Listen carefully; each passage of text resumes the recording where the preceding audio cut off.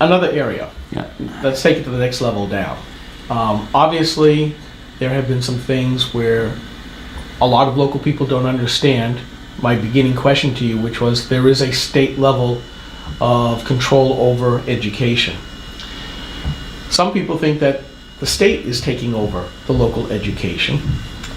Certainly with, I could call it Volinsky 1, but I will refrain from calling it Volinsky 2, but I think you know what I mean, where the word cherish in the state constitution meant that now the state has to pay for education because some towns, and this is my words, not yours, have so mismanaged their towns that they don't have the money for it. I can have a discussion with other people about that, not you. But we all know that he who has the gold makes the rules. And if the next version or next round of this goes through, are we going to end up, perhaps, and this is a total hypothetical question to you, like a lot of states where it is the states that really do control education, and there's very little local control, even though if they have a local school board, they're so bound, just like the regular municipalities and towns and cities here in New Hampshire, because they are mere political subdivisions of what is a Dillon's Rule state. Yeah. Do you see that there might be a little bit of a danger in that, in where the state does push itself too much into the local control and destroy some local programs that I want to ask you about in a couple minutes? Great. So when we talk about the funding for schools, I think it's important to understand that at the department, we don't decide how the funding is provided to the states.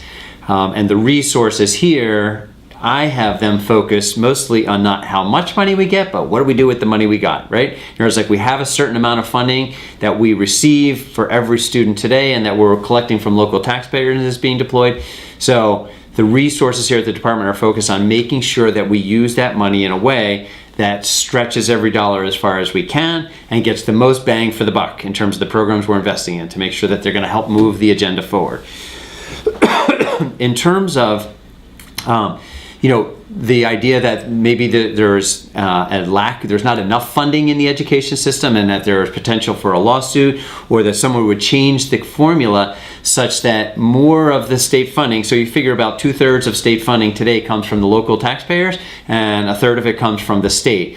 If that formula were to shift in an attempt to create a more equitable system relative to property valuations or something else, as these are the arguments that are being made for this, and so more of that money would come through the state before it reached the local school, right? In other words, like it would be collected here and then we would be redistributing it on some formula.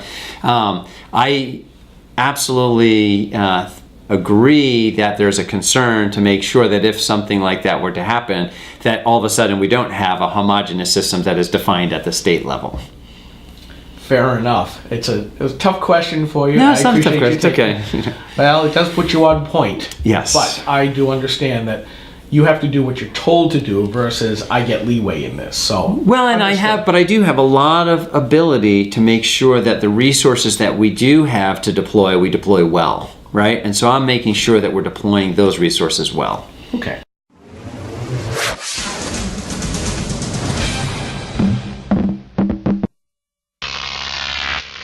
Crop TV.